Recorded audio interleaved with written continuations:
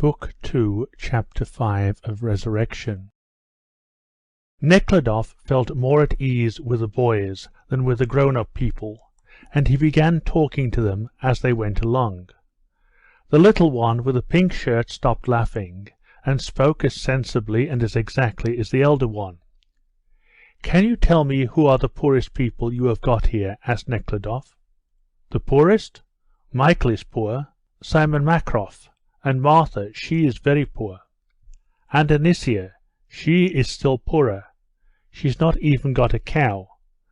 "They go begging," said little Fetka. "She's not got a cow, but they are only 3 persons, and Martha's family are 5, objected the elder boy. "But the other's a widow," the pink boy said, standing up for Anisia. "You say Anisia is a widow, and Martha is no better than a widow," said the elder boy. "She's also no husband." "And where is her husband?" Nekhludoff asked. "Feeding vermin in prison," said the elder boy, using this expression, common among the peasants. "A year ago he cut down 2 birch trees in the landlord's forest," the little pink boy hurried to say. "So he was locked up. Now he's sitting the 6th month there, and the wife goes begging. There are 3 children and a sick grandmother," he went on with his detailed account. "And where does she live?" Nekhludoff asked. "In this very house," answered the boy, pointing to a hut in front of which, on the footpath along which Nekhludoff was walking, a tiny, flaxen-headed infant stood balancing himself with difficulty on his rickety legs. "Vaska, where's the little scamp got to?" shouted a woman with a dirty grey blouse and a frightened look, as she ran out of the house and, rushing forward, seized the baby before Nekhludoff came up to it, and carried it in, just as if she were afraid that Nekhludoff would hurt her child. This was the woman whose husband was imprisoned for Nekhludoff's birch trees. "Well, and this Matrona, is she also poor?" Nekhludoff asked, as they came up to Matrona's house. "She poor? No. Why, she sells spirits," the thin, pink little boy answered decidedly. When they reached the house, Nekhludoff left the boys outside and went through the passage into the hut. The hut was 14 feet long. The bed that stood behind the big stove was not long enough for a tall person to stretch out on. And on this very bed, Nekhludoff thought, Katusha bore her baby and lay ill afterwards. The greater part of the hut was taken up by a loom, on which the old woman and her eldest granddaughter were arranging the warp when Nekhludoff came in, striking his forehead against the low doorway. 2 other grandchildren came rushing in after Nekhludoff, and stopped, holding on to the lintels of the door. "Whom do you want?" asked the old woman crossly. She was in a bad temper because she could not manage to get the warp right, and besides carrying on an illicit trade in spirits, she was always afraid when any stranger came in. "I am the owner of the neighbouring estates, and should like to speak to you." "Dear me, why it's you, my honey, and I, fool, thought it was just some passer-by. Dear me, you." "It's you, my precious," said the old woman, with simulated tenderness in her voice. "I should like to speak to you alone," said Nekhludoff, with a glance towards the door, where the children were standing, and behind them a woman holding a wasted, pale baby, with a sickly smile on its face, who had a little cap made of different bits of stuff on its head. "What are you staring at? I'll give it you. Just hand me my crutch," the old woman shouted to those at the door. "Shut the door, will you?" The children went away, and the woman closed the door. "And I was thinking, who's that? And it's the master himself. My jewel, my treasure. Just think," said the old woman, "where he has deigned to come. Sit down here, your honour," she said, wiping the seat with her apron. "And I was thinking what devil is it coming in, and it's your honour. The master himself, the good gentleman, our benefactor. Forgive me, old fool that I am. I'm getting blind." Nekhludoff sat down, and the old woman stood in front of him, leaning her cheek on her right hand, while the left held up the sharp elbow of her right arm. "Dear me, you have grown old, your honour, and you used to be as fresh as a daisy, and now cares also, I expect. This is what I have come about. Do you remember Katusha Maslova?" "Katerina? I should think so. Why, she is my niece. How could I help remembering, and the tears I have shed because of her? Why, I know all about it. Eh, sir, who has not sinned before God? Who has not offended against the Tsar? You know what youth is. You used to be drinking tea and coffee, so the devil got hold of you. He is strong at times. What's to be done? Now if you had chucked her, but no, just see how you rewarded her, gave her 100 roubles. And she, what has she done? Had she but listened to me, she might have lived all right. I must say the truth, though she is my niece, that girl's no good. What a good place I found her. She would not submit, but amused her master. Is it for the likes of us to scold gentlefolk? Well, she was sent away. And then at the Foresters. She might have lived there, but no, she would not. I want to know about the child. She was confined at your house, was she not? Where's the child?" "As to the child, I considered that well at the time. She was so bad I never thought she would get up again. Well, so I christened the baby quite properly, and we sent it to the Foundlings. Why should one let an innocent soul languish when the mother is dying? Others do like this. They just leave the baby, don't feed it, and it wastes away. But thinks I, no. I'd rather take some trouble, and send it to the Foundlings. There was money enough, so I sent it off." "Did you not get its registration number from the Foundlings Hospital?" "Yes, there was a number, but the baby died," she said. "It died as soon as she brought it there." "Who is she?" "The same woman who used to live in Skorodno. She made a business of it. Her name was Melania. She's dead now. She was a wise woman. What do you think she used to do? They'd bring her a baby, and she'd keep it and feed it. And she'd feed it until she had enough of them to take to the Foundlings. When she had 3 or 4, she'd take them all at once. She had such a clever arrangement, a sort of big cradle. A double one. She could put them in one way or the other. It had a handle.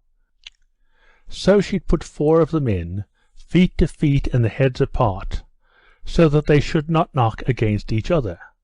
And so she took 4 at once. She'd put some pap in a rag into their mouths to keep them silent, the pets. Well, go on."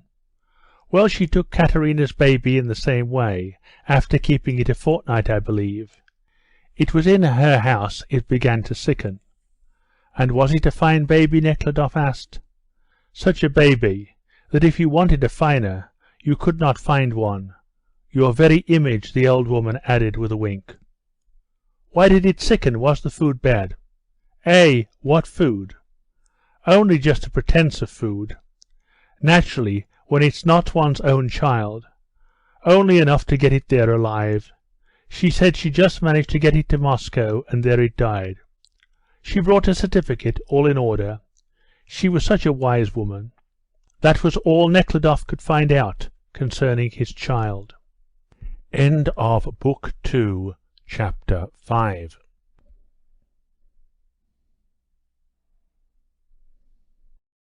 Book 2, Chapter 6 of Resurrection. Again striking his head against both doors, Nekhludoff went out into the street, where the pink and the white boys were waiting for him. A few newcomers were standing with them.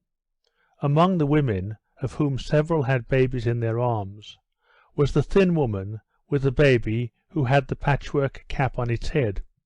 She held lightly in her arms the bloodless infant, who kept strangely smiling all over its wizened little face, and continually moving its crooked thumbs. Nekhludoff knew the smile to be one of suffering. He asked who the woman was. "It is that very Anisia I told you about," said the elder boy. Nekhludoff turned to Anisia. "How do you live?" he asked. "By what means do you gain your livelihood?" "How do I live? I go begging, said Anisia, and began to cry. Nekhludoff took out his pocket-book and gave the woman a 10-rouble note. He had not had time to take 2 steps before another woman with a baby caught him up, then an old woman, then another young one. All of them spoke of their poverty and asked for help. Nekhludoff gave them the 60 roubles, all in small notes, which he had with him, and terribly sad at heart, turned home, i.e. to the foreman's house. The foreman met Nekhludoff with a smile, and informed him that the peasants would come to the meeting in the evening. Nekhludoff thanked him, and went straight into the garden to stroll along the paths, strewn over with the petals of apple blossom and overgrown with weeds, and to think over all he had seen. At first all was quiet, but soon Nekhludoff heard from behind the foreman's house 2 angry women's voices interrupting each other, and now and then the voice of the ever-smiling foreman. Nekhludoff listened. "My strength's at an end. What are you about, dragging the very cross? Those baptized in the Russo-Greek Church always wear a cross round their necks." "Off my neck," said an angry woman's voice. "But she only got it in for a moment," said another voice. "Give it her back, I tell you. Why do you torment the beast, and the children too, who want their milk?" "Pay then, or work it off," said the foreman's voice. Nekhludoff left the garden and entered the porch, near which stood 2 dishevelled women, one of them pregnant and evidently near her time. On one of the steps of the porch, with his hands in the pockets of his holland coat, stood the foreman. When they saw the master, the women were silent, and began arranging the kerchiefs on their heads, and the foreman took his hands out of his pockets and began to smile. This is what had happened. From the foreman's words, it seemed that the peasants were in the habit of letting their calves and even their cows into the meadow belonging to the estate. 2 cows belonging to the families of these 2 women were found in the meadow and driven into the yard. The foreman demanded from the women 30 kopecks for each cow, or 2 days' work. The women, however, maintained that the cows had got into the meadow of their own accord, that they had no money, and asked that the cows, which had stood in the blazing sun since morning without food, piteously lowing, should be returned to them, even if it had to be on the understanding that the price should be worked off later on. "How often have I not begged of you," said the smiling foreman, looking back at Nekhludoff, as if calling upon him to be a witness. "If you drive your cattle home at noon, then you should have an eye on them. I only ran to my little one for a bit, and they got away." "Don't run away when you have undertaken to watch the cows." "And who's to feed the little one? You'd not give him the breast, I suppose," said the other woman. Now if they had really damaged the meadow, one would not take it so much to heart, but they only strayed in a moment. "All the meadows are damaged," the foreman said, turning to Nekhludoff. "If I exact no penalty, there will be no hay." "There now, don't go sinning like that. My cows have never been caught there before," shouted the pregnant woman. "Now that one has been caught. Pay up or work it off." "All right, I'll work it off. Only let me have the cow now. Don't torture her with hunger," she cried angrily. "As it is, I have no rest day or night. Mother-in-law is ill, husband taken to drink. I am all alone to do all the work, and my strength at an end. I wish you'd choke, you and your working it off." Nekhludoff asked the foreman to let the women take the cows, and went back into the garden to go on thinking out his problem. But there was nothing more to think about. Everything seemed so clear to him now that he could not stop wondering how it was that everybody did not see it, and that he himself had for such a long time not seen what was so clearly evident.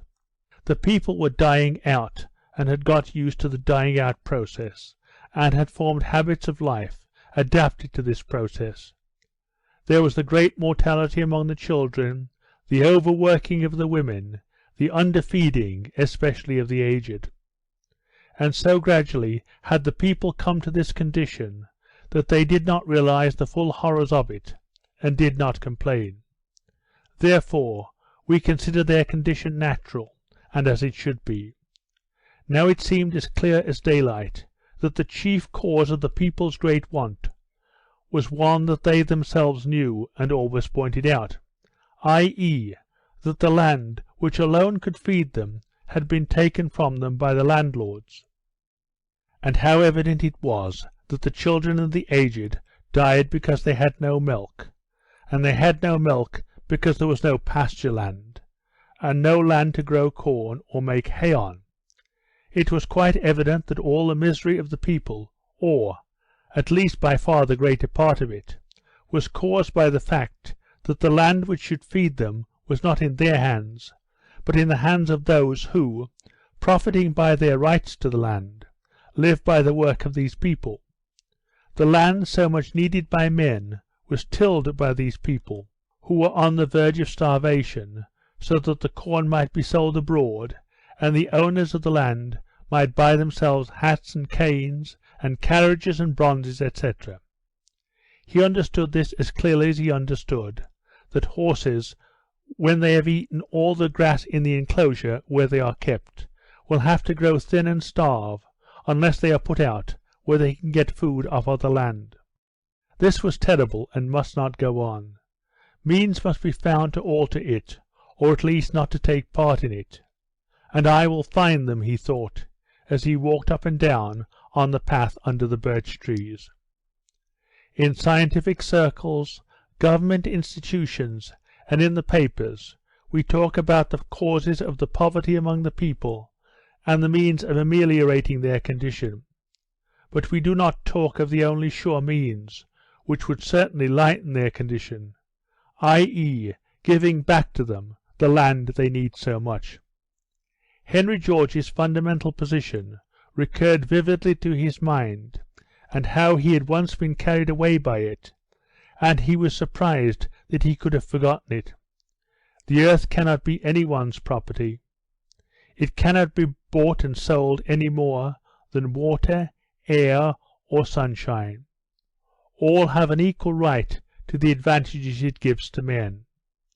And now he knew why he felt ashamed to remember the transaction at Kuzminsky. He had been deceiving himself. He knew that no man could have a right to own land, yet he had accepted this right as his, and had given the peasants something which, in the depth of his heart, he knew he had no right to. Now he would not act in this way, and would alter the arrangement in Kuzminsky also. And he formed a project in his mind to let the land to the peasants, and to acknowledge the rent they paid for it to be their property, to be kept to pay the taxes and for communal uses. This was, of course, not the single tax system. Still it was as near an approach to it as could be had under existing circumstances. His chief consideration, however, was that in this way he would no longer profit by the possession of landed property. When he returned to the house, the foreman, with a specially pleasant smile, asked him if he would not have his dinner now, expressing the fear that the feast his wife was preparing, with the help of the girl with the earrings, might be overdone. The table was covered with a coarse unbleached cloth, and an embroidered towel was laid on it in lieu of a napkin. A Vier Saxe soup tureen with a broken handle stood on the table, full of potato soup, the stock made of the fowl that had put out and drawn in his black leg, and was now cut, or rather chopped in pieces, which were here and there covered with hairs.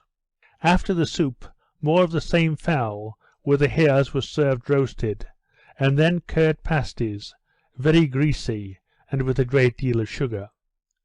Little appetizing as all this was, Nekhludoff hardly noticed what he was eating.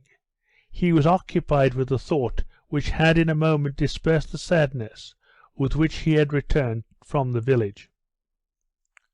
The foreman's wife kept looking in at the door, whilst the frightened maid with the earrings brought in the dishes, and the foreman smiled more and more joyfully, priding himself on his wife's culinary skill. After dinner Nekhludoff succeeded, with some trouble, in making the foreman sit down. In order to revise his own thoughts, and to express them to someone, he explained his project of letting the land to the peasants, and asked the foreman for his opinion. The foreman, smiling as if he had thought all this himself long ago, and was very pleased to hear it, did not really understand it at all. This was not because Nekhludoff did not express himself clearly, but because according to this project it turned out that Nekhludoff was giving up his own profit for the profit of others, and the thought that everyone is only concerned about his own profit to the harm of others was so deeply rooted in the foreman's conceptions that he imagined he did not understand something when Nekhludoff said that all the income from the land must be placed to form the communal capital of the peasants. "Oh, I see. Then you, of course, will receive the percentages from that capital," said the foreman, brightening up. "Dear me, no. Don't you see, I am giving up the land altogether." "But then you will not get any income," said the foreman, smiling no longer. "Yes, I am going to give it up." The foreman sighed heavily, and then began smiling again. Now he understood. He understood that Nekhludoff was not quite normal, and at once began to consider how he himself could profit by Nekhludoff's project of giving up the land, and tried to see this project in such a way that he might reap some advantage from it. But when he saw that this was impossible, he grew sorrowful, and the project ceased to interest him, and he continued to smile only in order to please the master. Seeing that the foreman did not understand him, Nekhludoff let him go, and sat down by the window-sill, that was all cut about and inked over, and began to put his project down on paper. The sun went down behind the limes, that were covered with fresh green, and the mosquitoes swarmed in, stinging Nekhludoff. Just as he finished his notes, he heard the lowing of cattle, and the creaking of opening gates from the village, and the voices of the peasants gathering together for the meeting. He told the foreman not to call the peasants up to the office, as he meant to go into the village himself, and meet the men where they would assemble. Having hurriedly drunk a cup of tea offered him by the foreman, Nekhludoff went to the village. End of Book 2, Chapter 6.